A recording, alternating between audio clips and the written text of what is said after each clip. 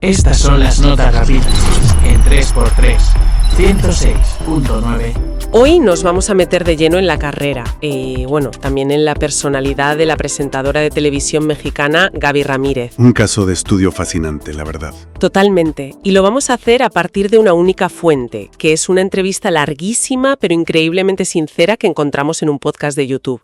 Y me parece muy interesante analizar desde aquí, desde España, una carrera tan marcada por cómo funciona la tele en México, que es otro universo. Desde luego. El objetivo hoy es un poco desentrañar el mapa de su carrera en un mundo ultra competitivo.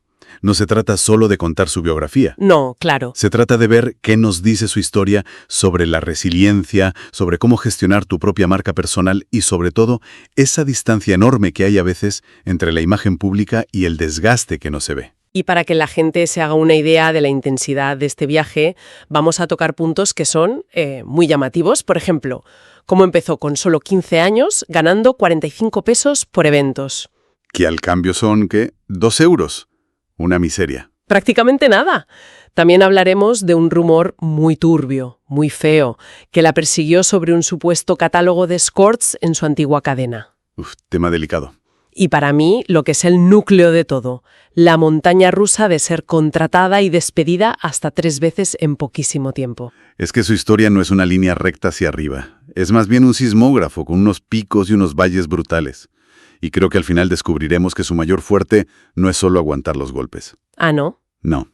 Es su extraña habilidad para provocar reinicios totales en su vida. Para quemar las naves y empezar de cero. Pues vamos al principio de todo, a esa personalidad que se forma en Monterrey. Ella misma se describe como la hija menor, la que no estaba planificada, de padres muy trabajadores. El padre era psicólogo de empresa. No eran ricos, pero tenían una vida estable. Exacto, pero lo curioso es la imagen que proyecta de sí misma de joven. Es que no se anda con rodeos, ¿eh? Se define como burra en la escuela. Sí, lo dice tal cual. Una estudiante de aprobados justito y, sobre todo, una adolescente muy rebelde y con un carácter muy fuerte. Hay una anécdota que lo define a la perfección. Cuenta que una vez, en un ataque de ira, rompió a puñetazos los cristales de su armario. Madre mía. Esa energía tan explosiva, esa impulsividad, son rasgos que ya estaban ahí desde el principio. Claro, y es fácil conectar ese carácter con sus decisiones futuras, pero en la entrevista cuenta algo de su vida personal que parece ser la plantilla de todo lo que le va a pasar después. Justo a eso iba. Lo fascinante no es que fuera rebelde y ya, es que su método para resolver problemas, tanto personales como profesionales, parece ser siempre el mismo. ¿Cuál? Una escalada de tensión que se vuelve insoportable, un punto de ruptura total y después un corte radical.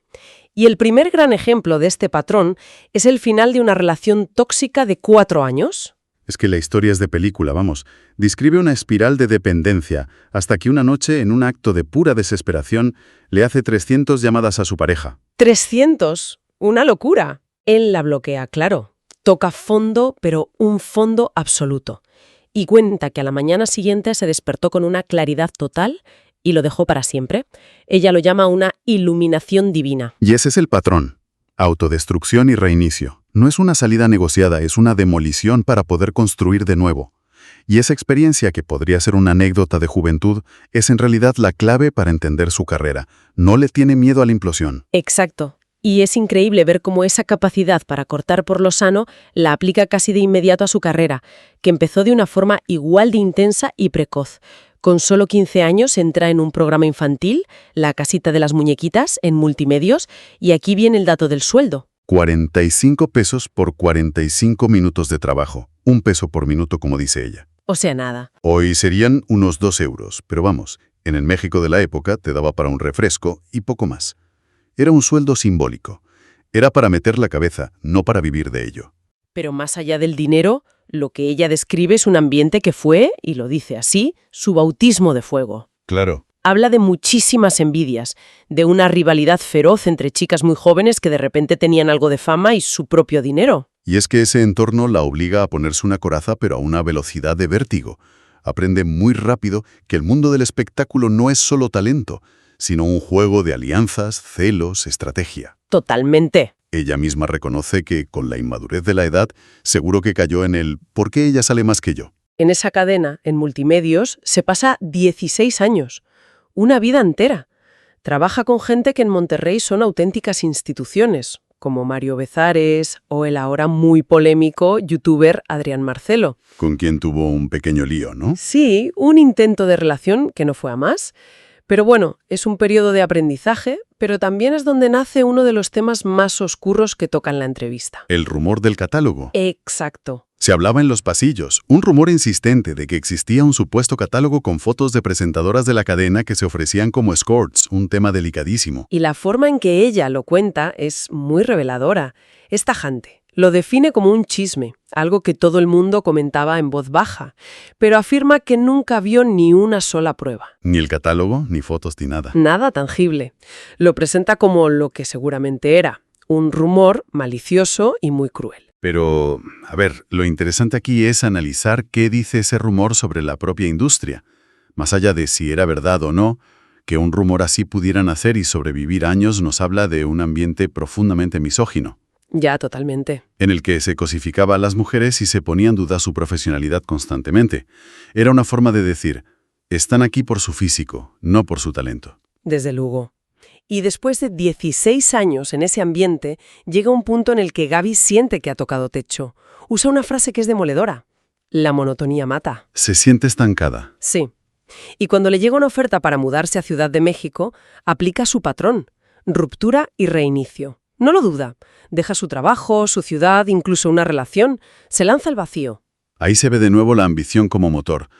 Pero ¿no te parece que ese mismo carácter impulsivo que le da la fuerza para empezar de cero es también su mayor debilidad? ¿En qué sentido? En que la industria a veces exige paciencia, diplomacia, y su llegada a la capital no es precisamente un camino de rosas. No, en absoluto. El aterrizaje es durísimo. Cuenta un detalle que lo ilustra perfectamente. Nada más llegar, la estafan con 10.000 pesos al intentar alquilar un piso, que no existía. Imagínate el golpe. Nueva ciudad, sola, sin trabajo asegurado, y te roban los ahorros. Pero es que lo que viene después a nivel profesional es una auténtica carnicería. Es una secuencia que pone a prueba los nervios de cualquiera. A ver si lo recuerdo bien. Está en Multimedios de Ciudad de México y sus jefes se enteran de que habla con la competencia, TV Azteca. Sí. Y dan por hecho que ya ha firmado, que era falso, y la despiden de forma fulminante. O sea, la despiden por una posibilidad, no por un hecho. Es que es increíble. Se queda sin trabajo por la simple sospecha de que podría tener otro. Más que eso, demuestra una cultura de desconfianza total en esa empresa. No la despiden por deslealtad, la despiden por la posibilidad de que sea desleal. Eso te habla del ambiente. En fin, que se va a TV Azteca, donde ficha por un programa La pareja ideal. Y la historia se repite. Pero a una velocidad. El programa dura exactamente un mes. ¡Un mes! La anécdota que cuenta es brutal. Recibe la llamada de la cancelación cuando ya está vestida, bolso en mano, a punto de salir por la puerta para ir a grabar. De la euforia al paro en 10 segundos. Es un ejemplo perfecto de la precariedad de esa industria. Tu valía profesional es irrelevante. Dependes de una llamada, de una decisión de un directivo que ni conoces. Y el golpe emocional tuvo que ser tremendo. Uf. Pero aquí vuelve a salir su instinto de supervivencia. Por pura necesidad económica, acepta participar en un concurso de canto dentro del matinal Venga la Alegría. Y ella misma lo dice entre risas, que no es cantante ni de lejos. Claro, pero lo ve como un escaparate. Es un movimiento muy astuto. Utiliza una plataforma que no es la suya para seguir siendo visible, para que no se olviden de ella mientras espera la siguiente oportunidad. ¿Y le funciona? La estrategia funciona, porque gracias a la popularidad que gana, la contratan para la edición de fin de semana de ese mismo programa. Por fin, parecía que llegaba la estabilidad. Pues no. Dura poco. Un cambio en la cúpula directiva de la cadena y la vuelven a poner de patitas en la calle. Y este es el golpe que casi acaba con ella. Este es el punto más bajo de su carrera, sin duda. Y lo narra con una vulnerabilidad total.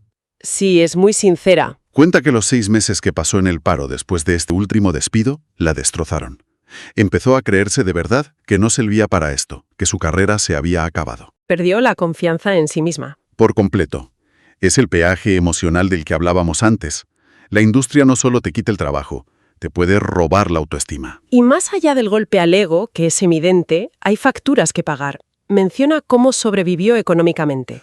Lo toca muy por encima, pero deja entrever que fue un periodo de ansiedad enorme, de tirar de ahorros, de ayuda familiar.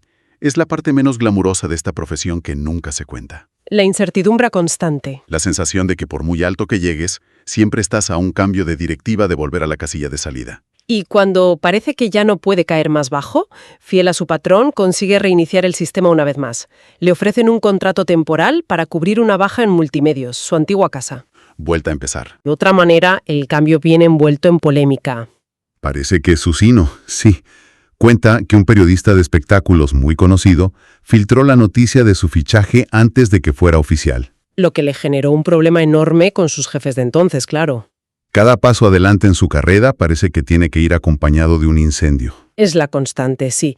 Pero parece que finalmente, en Imagen Televisión y en su programa actual Sale el Sol, ha encontrado un puerto seguro. Por fin. Describe un ambiente de trabajo sano, con compañeros que son amigos. Parece que por fin ha roto ese ciclo de inestabilidad. Su trayectoria es, en definitiva, un caso de estudio sobre la persistencia. Pero no una persistencia pasiva, de aguantarilla. Es una persistencia activa, de reconstruirse. Me gusta esa idea. Su historia demuestra una capacidad casi sobrehumana para reensamblar su carrera y su autoestima después de golpes que para la mayoría habrían sido el final. Totalmente de acuerdo. Si tuviéramos que resumir, diríamos que es una historia de resiliencia en una industria volátil, pero también sobre mantener una personalidad transparente a pesar de todo. Y como colofón, cuenta con mucha gracia el rumor que la relacionó con el cantante Alejandro Fernández. Otro ejemplo más del ruido mediático que se genera a su alrededor, casi siempre sin fundamento. Y su respuesta es genial. Se ríe y dice: ojalá, pero si es que ni siquiera me conoce en persona. Le quita todo el hierro al asunto con mucho humor. Para cerrar, creo que la reflexión que nos deja su historia es potente. En una industria obsesionada con el éxito inmediato y la imagen perfecta, su trayectoria sugiere que la cualidad más valiosa a largo plazo no es el carisma ni el talento en bruto, sino la tenacidad. Esa capacidad casi animal de seguir adelante. La capacidad de levantarse después de cada caída, por muy dura que sea. Exactamente. Y esto nos lleva a una pregunta final, algo para que la gente que nos escucha reflexione. La historia de Gaby Ramírez nos obliga a cuestionarnos. ¿Qué parte de una carrera se construye con talento y estrategia? ¿Y qué parte se construye simplemente con la voluntad indomable de volver a empezar desde cero una y otra vez? Buena pregunta.